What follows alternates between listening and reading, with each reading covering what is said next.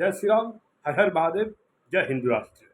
हिंदुत्व दर्शन आपका अपना चैनल है और इस पर आपका हार्दिक अभिनंदन है। और मैं ब्रह्मानंद झा। आज जैसा कि मैंने आप सबसे एक वादा किया था कि पंडित जवाहरलाल नेहरू के उनके चरित्र को लेकर के आप सबके समक्ष आज जल्द ही आऊँगा, लेकिन और भाग 4 को लाने का वादा किया था, लेकिन कुछ कारणों से इसमें विलंब हुआ। इसके लिए मैं आप सभी से क्षमा प्रार्थी हूँ। और जैसा कि आप सभी जानते हैं कि साक्ष्यों प्रमाणों को लेकर के आने में थोड़ा समस्या होता है, तो इस वजह से कुछ विलंब हुआ।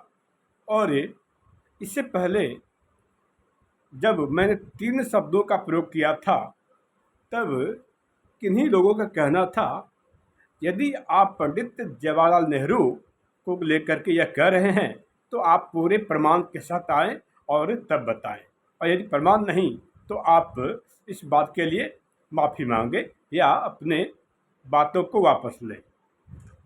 और इसी चुनौती को मैंने स्वीकार किया था। उस चुनौती को स्वीकार करने के कारण मेरा भाग 4 है। इससे पहले भाग 1, भाग 2, भाग 3 आप सबने सुना, देखा और उससे को आपने काफ़ी पसंद किया।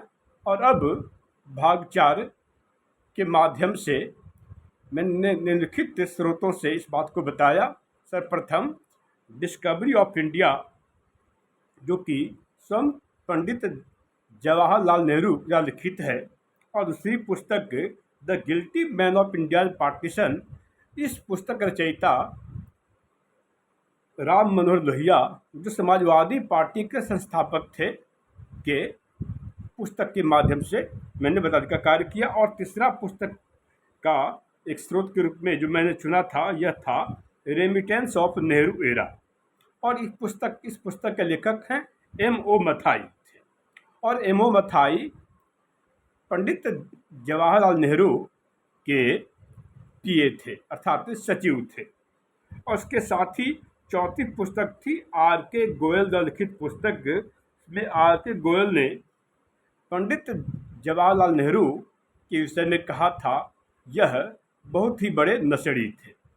और यह शोध में से ही पाया गया कि पंडित जवाहरलाल नेहरू, जिसके बारे में मैंने कहा था कि तथाकथित पंडित जवाहरलाल नेहरू के विषय में यह सही पाया गया कि वह बहुत ही बड़े नशेड़ी थे। ठीक ऐसे ही मध्य प्रदेश के राजभवन में सन 1957 से लेकर 1965 ईस्वी तक, एक बार फिर से सन 1957 से लेकर 1965 ईस्वी तक मध्य प्रदेश के तत्कालीन राज्यपाल हरि विनायक पाटसकर और लिखित पुस्तक को भी मैंने संदर्भ के रूप में प्रस्तुत किया था। और छठी पुस्तक थी मेरा जीवन वृतांत। इस पुस्तक के लेखक मोरारजी देसाई थे, और इनके द्वारा पेज नंबर 456 पर काफ़ी उल्लेखनीय बातें कही गई है, जिसे नज़रअंदाज नहीं किया जा सकता। और 7वीं पुस्तक थी हैंडकफ विद नेहरू एरा, क्षमा कीजिएगा, हैंडकफ विद नेहरू बाई के संथानम। तो के संथानम की लिखित पुस्तक हैंडकफ विद नेहरू भी एक संदर्भ के रूप में मैंने प्रस्तुत किया था। और 8वीं है, जो कि सुजीत आज़ाद चंद्रशेखर आज़ाद के रिश्ते में भतीजे लगते हैं, और उनके द्वारा प्रस्तुत किए गए साक्ष्य से चंद्रशेखर आज़ाद की मौत के रहस्य से संबंधित बातों को मैंने बताने का कार्य किया था। और 9वीं पुस्तक के रेफरेंस के रूप में था ग्लिम्पसेस ऑफ वर्ल्ड हिस्ट्री, और ये पुस्तक भी पंडित जवाहरलाल नेहरू द्वारा लिखित है, जिसे कि हम सभी संबोधित पंडित करके संबोधित करते हैं। और अब इसी बात को आगे बढ़ाते हुए, तो पंडित जवाहरलाल नेहरू के कुकर्मी कुछ ऐसे थे कि जो छुपाए नहीं छुपते। इस बहरूपीय नराधम के कारण ही चंद्रशेखर आज़ाद की माता, जो नेत्रहीन थी, उन्हें वृद्धावस्था में भीख मांगनी पड़ी थी। यह कोई और नहीं, पंडित जवाहरलाल नेहरू ही थे, जिन्होंने शहीद ए आजम भगत सिंह के मित्र बटुकेश्वर दत्त की आर्थिक संकट में सहायता नहीं की, और इस कारणवश महान स्वतंत्रता सेनानी बटुकेश्वर दत्त को बीड़ी बनाने वाली कारखाने में नौकरी करनी पड़ी थी।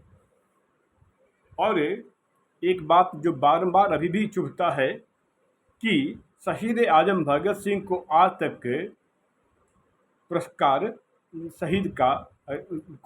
नहीं दिया गया। इस सप्ताह इन्हें पुरस्कार जल्द से जल्द दिया जाना चाहिए। संसद 24वीं में विशेष विवाह अधिनियम लेकर के तथाकथित पंडित जवाहरलाल नेहरू आए। इस विशेष विवाह अधिनियम के पीछे बहुत बड़ा छिपा मकसद था, और यह मकसद था कि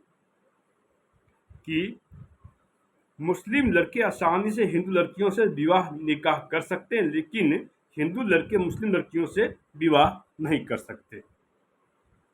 स्वतंत्र भारत में 30 जनवरी 1948 ईस्वी को शाम 5:17 पर महात्मा गांधी की मृत्यु हुई थी, और इसके बाद उनके देहावसान के बाद बहुत बड़े पैमाने पर बहुत बड़ी मात्रा में मराठी ब्राह्मणों का नरसंहार हुआ था, और इस बहुत बड़ी मात्रा में मराठे चित्पावनी ब्राह्मणों के नरसंहार के पीछे प्रत्यक्ष व प्रत्यक्ष रूप से जिम्मेदार तथाकथित पंडित जवाहरलाल नेहरू थे।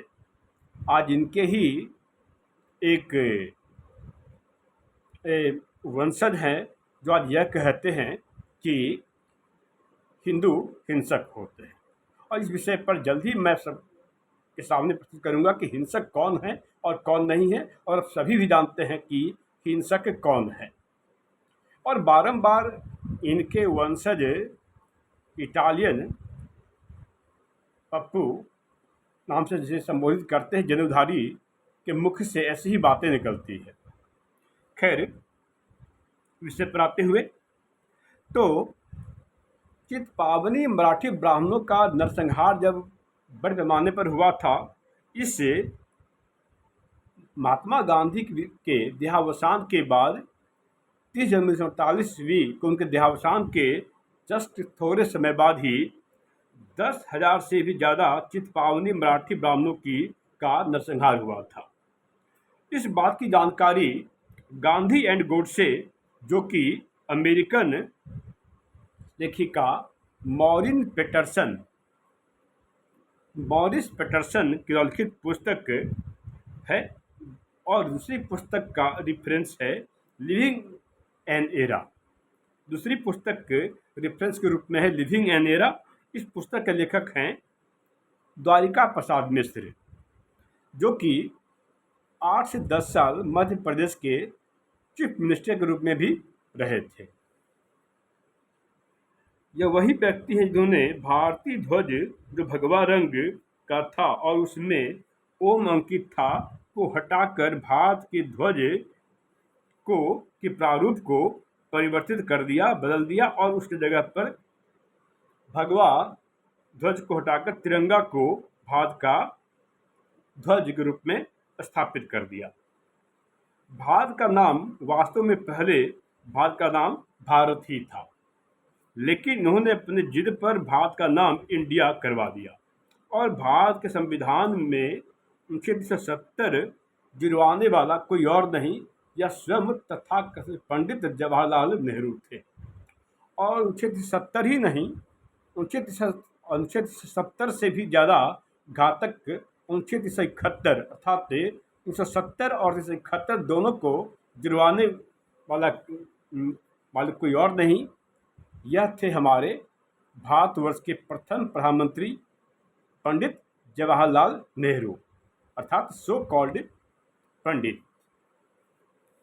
अनुच्छेद 371 जो कि अनुच्छेद 370 से भी ज़्यादा घातक है, खतरनाक है। भारतीय संविधान में अनुच्छेद 371 को शामिल करवाने वाला कोई और नहीं, ये हमारे तथाकथित पंडित जवाहरलाल नेहरू हैं।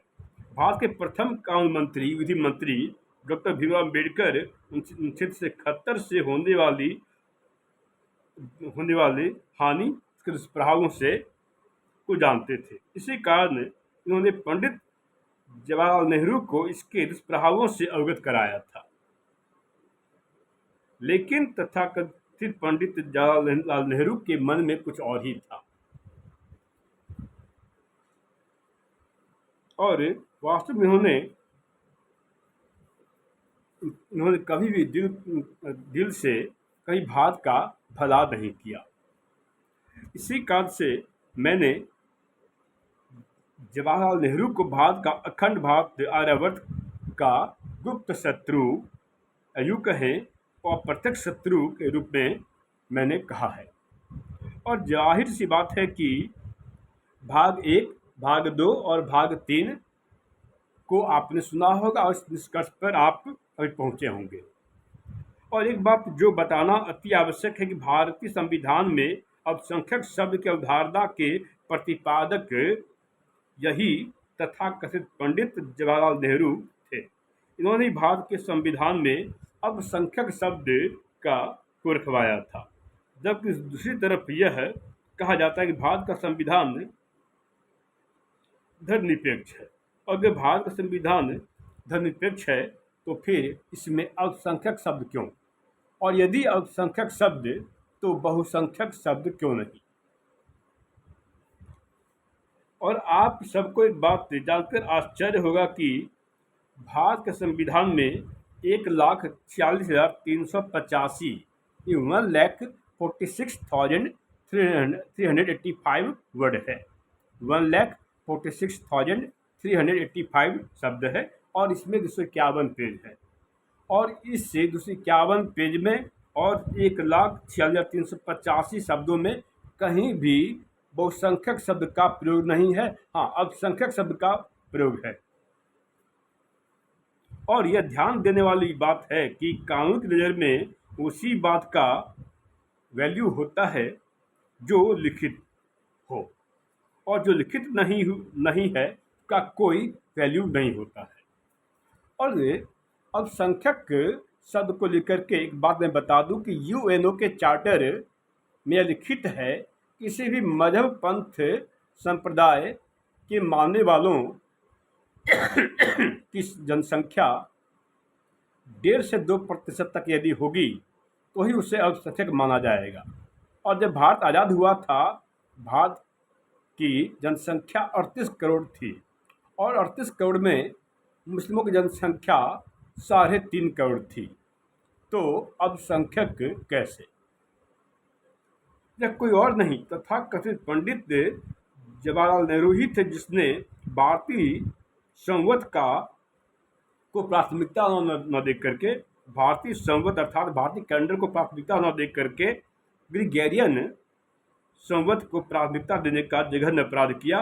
भारतीय संवत का नाम विक्रम संवत है। विक्रम संवत को महानतम शासक चंद्रगुप्त विक्रमादित्य ने प्रारंभ किया था।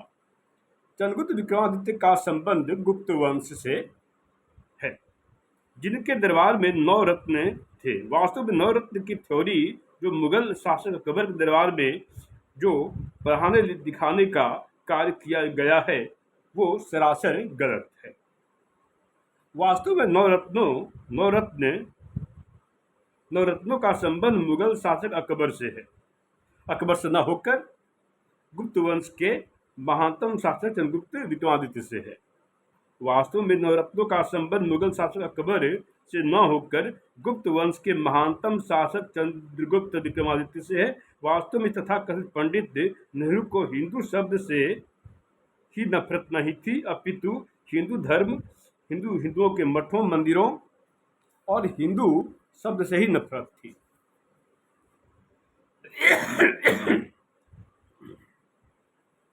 इसी कारणवश इस तथाकथित पंडित नेहरू ने विक्रम संवत, जो भारतीय संस्कृति सभ्यता की अनमोल विरासत है, को हाशिए पर लाने का कार्य किया, कुकर्म किया। आपको जानकर और भी आश्चर्य होगा कि भारत की स्वतंत्रता के 7 वर्षों तक विक्रम संवत प्रचलन में था। भारत के स्वतंत्रता के 7 वर्षों तक विक्रम संवत प्रचलन में था, लेकिन सन 1954 ईस्वी में इस तथाकथित पंडित नेहरू ने भारतीय संस्कृति की अनमोल विरासत विक्रम संवत को दरकिनार करते हुए इसके स्थान पर ग्रिगोरियन कैलेंडर को प्रचलन में लाने का जघन्य अक्षम्य अपराध किया। जिस तबलीगी जमात को लेकर भारत के प्रथम कानून मंत्री विधि मंत्री डॉक्टर भीमराव अम्बेडकर ने पहले ही बता दिया था कि यह तबलीगी जमात देश के लिए खतरा है और भारत में सांप्रदायिक सौहार्द के लिए सही नहीं है, और नेहरू को इस विषय पर अवगत करा दिया था। इस तथाकथित पंडित नेहरू ने उनके से परामर्श को ठुकरा दिया और उनकी बात को मानने से इनकार कर दिया।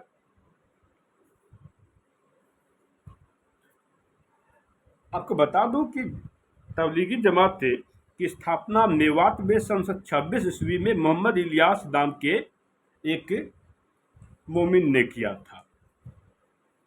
आश्चर्य की बात तो यह है कि जिस तबलीगी जमात पर प्रतिबंध लगाने से तथाकथित पंडित नेहरू ने साफ साफ मना कर दिया था, उस तबलीगी जमात पर सऊदी अरब ने बहुत पहले से ही प्रतिबंध लगा रखा है। भला हो वर्तमान सरकार ने अब जाकर प्रतिबंध लगाया है। खैर यह जरूर कहा जा सकता है कि देर आए दुरुस्त आए। भारत के वास्तविक संविधान की पुस्तक में वर्तमान में 251 पेज है और 1,46,385 शब्द है। प्रारंभ में 80,000 शब्द हुआ करते थे और प्रारंभ में 395 अनुच्छेद हुआ करते थे। 395 आर्टिकल हुआ करते थे और 8 शेड्यूल था और 12 भाग हुआ करता था। और अब जाकर 1,46,385 शब्द है और 251 पेज है और 448, यदि गिनती के हिसाब से देखा जाए तो 465 अनुच्छेद है।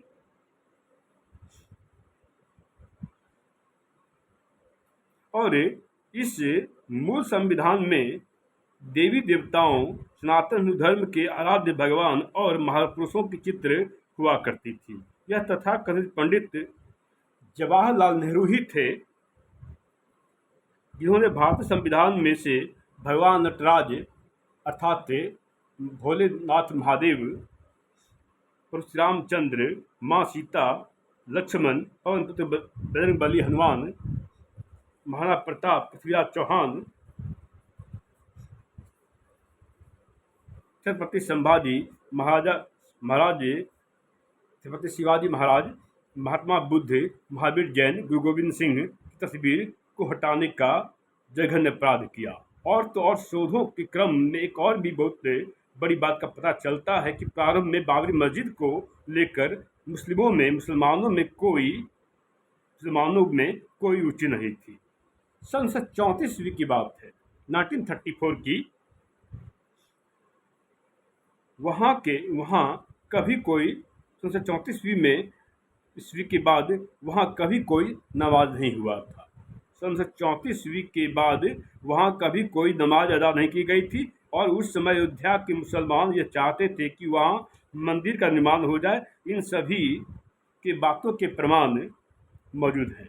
यह जिस समय की बात है, उस समय वहाँ के 12 मुस्लिमों ने वहाँ पर एफिडेविट दिया था। यह सन 1949 की बात है। यह सन 1949 की बात है। 12 मुसलमानों ने एफिडेविट दिया था कि उस जगह पर वहाँ पर राम मंदिर बन जाना चाहिए और उन्होंने यह भी स्वीकार किया था कि हिंदुओं का पक्ष सही है। पूरी सिविल सोसाइटी लखनऊ में मुख्यमंत्री, महासचिव, सारी जनता सभी चाहते थे कि वहाँ मंदिर ही बने, यानी भव्य नव्य मर्यादा पुरुषोत्तम श्री रामचंद्र की मूर्ति बने, मंदिर बने। पर एक ही आदमी ऐसा था जो चाहता था कि वहाँ उस जगह पर भगवान मर्यादा पुरुषोत्तम श्री रामचंद्र भगवान की का मंदिर न बने, और वह कोई और नहीं, यह थे हमारे पंडित जवाहरलाल नेहरू, जिन्हें हम पंडित कहकर उन्हें संबोधित करते हैं। वास्तव में एक व्यक्ति ये ऐसे थे जिनमें पंडित थे नाम के कोई लक्षण नहीं थे।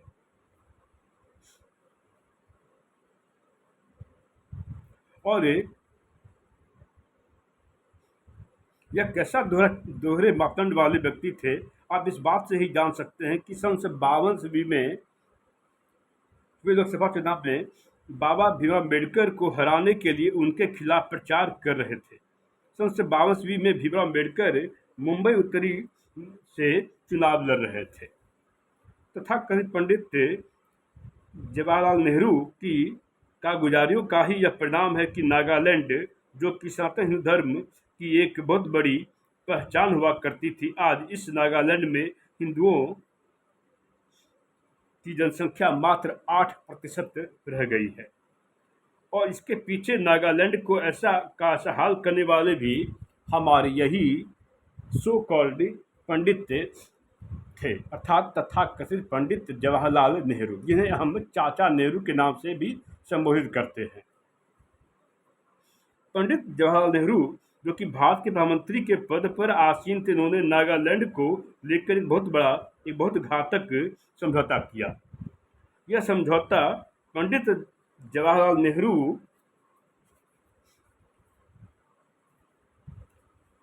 और डॉक्टर बैरियर एल्विन एक ब्रिटिश अधिकारी के बीच हुई थी। इस समझौते पर पंडित जवाहरलाल नेहरू के हस्ताक्षर हैं। इस बात के प्रमाण नेशनल आर्काइव्स ऑफ इंडिया से प्राप्त होता है। इस घातक अनुबंध समझौते के मुताबिक नागालैंड में साधु संत नहीं रह सकते थे। इसी कारण आज नागालैंड ईसाई बहुसंख्यक राज्य बन चुका है और सनातन हिंदू धर्म विलुप्त प्राय अवस्था में पहुंच चुका है।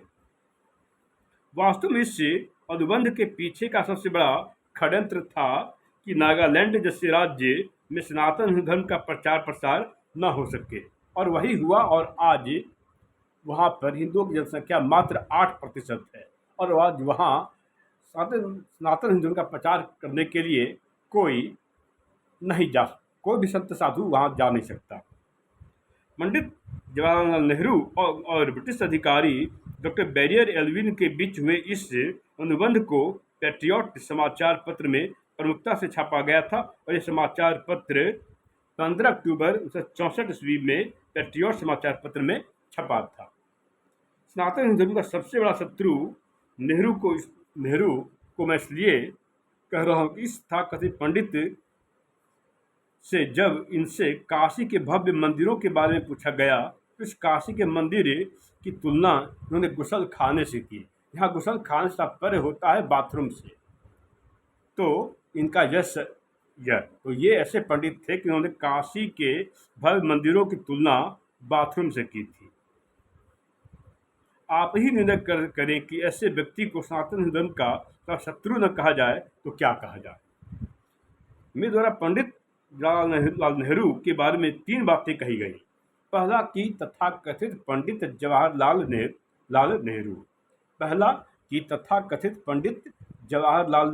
नेहरू और दूसरा कहा गया था अखंड भारत का बड़ा शत्रु, और तीसरा कहा गया था हिंदू धर्म का सबसे बड़ा शत्रु। अखंड भारत का सबसे बड़ा शत्रु इसलिए कि यही वो तथाकथित भारतीय प्रधानमंत्री है। तथाकथित इसलिए कि कहने के लिए तो यह भारत का प्रधानमंत्री था, लेकिन इसके कार्यों से भारत का हमेशा अहित ही हुआ, कभी हित नहीं हुआ। इसने भारत का अहित ही नहीं किया, अपितु भारत का अहित ही किया। इसके भारत का प्रधानमंत्री बनने की घटना को ऐसे ही समझा जाना चाहिए कि जैसे कि दूध की रखवाली करने के लिए किसी बिल्ली को ये दे दिया जाए, तो दूध की रखवाली वो बिल्ली क्या करेगा। कि घटिया काम के कारण ही गादरबद और करतारपुर भारत के हाथ से चला गया, जो भारत के विभाजन से पूर्व भारत का अभिन्न अंग हुआ करता था। करतारपुर इतना महत्वपूर्ण इसलिए है क्योंकि सिख पंथ के संस्थापक सिखों के प्रथम गुरु नानक ने अपने जीवन के अंतिम 12 वर्ष यहीं बिताए थे, इसी करतारपुर में बिताए थे। पाकिस्तान ने गादरबद भारत को बेचने की पेशकश की थी, लेकिन तत्कालीन प्रधानमंत्री पंडित जवाहरलाल नेहरू ने इसे लेने में कोई दिलचस्पी नहीं दिखाई। पंडित जवाहरलाल नेहरू ही वो नेतृत्व काल था जिसके शासनकाल के दौरान सन 1949 में पूरा पैसा एडवांस देकर सेना के लिए 1500 जीपें खरीदी गई, पर सिर्फ 155 से 156 जीपें ही भारत आ पाई थी और 1345 से 1346 जीप कभी भारत नहीं आ पाई। सिर्फ 155 से 156 जीपें ही भारत आ पाई थी और 155 से 56 जीपें जो आई थी उनको भी हमारी हिंद की सेना ने पुरानी खराब कबाड़ बताकर इस्तेमाल करने से मना कर दिया। यानी भारत में सबसे पहला भ्रष्टाचार को अंजाम देने वाले भ्रष्टाचारी यही हमारे तथाकथित पंडित जवाहरलाल नेहरू थे, जिसको लेकर के बारंबार इतिहास में महिमा मंडन किया जाता है, पर पता नहीं किस लिए किस बात का महिमा मंडन किया जाता है और इनके नाम पर ही बाल दिवस रखा जाता है। आखिर इनके द्वारा कौन सी ऐसी कृति थी, कौन सा इन्होंने कारनामा किया था जिनके नाम पर यहाँ बाल दिवस मनाया जाता है। अगर बाल दिवस मनाना ही है तो गुरु गोविंद सिंह के पुत्र जोरावर सिंह और जो 6 वर्ष के और 9 वर्ष के थे, उन्होंने धर्म की रक्षा के लिए प्राणों की आहुति दी थी, उनके नाम पर ही यहाँ पर बाल दिवस मनाया जाए। यह वही भारत के प्रथम प्रधानमंत्री पंडित जवाहरलाल नेहरू थे जिनके शासनकाल में ही बंगाल 2 हिस्सों में बट गया। पूर्वी बंगाल हमारे हाथों से चला गया, तिब्बत भी हमारे हाथों से चला गया, कोको द्वीप भी हमारे हाथ से चला गया, नेपाल भी हमारे हाथों से चला गया, भूटान भी हमारे हाथों से चला गया, अक्साई चीन भी हमारे हाथ से चला गया, काराकोरम भी हमारे हाथों से चला गया, ग्वादरबल भी हमारे हाथों से चला गया, ग्वादरबल भी हमारे हाथों से चला गया और कोको वैली भी हमारे हाथों से चला गया। इतना पर भी यदि हमारे इस अखंड भारत आर्यवर्त का शत्रु कौन था, भारत का आंतरिक शत्रु कौन था यह नहीं पता, तो समझ लीजिए कि हम सभी भारतवासी अब तक शत्रु बोध नहीं हुआ है।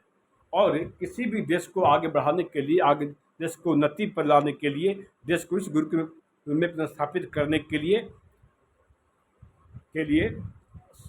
शत्रु बोध होना अति आवश्यक है। तब तक जय श्री राम, हर महादेव, जय हिंद राष्ट्र।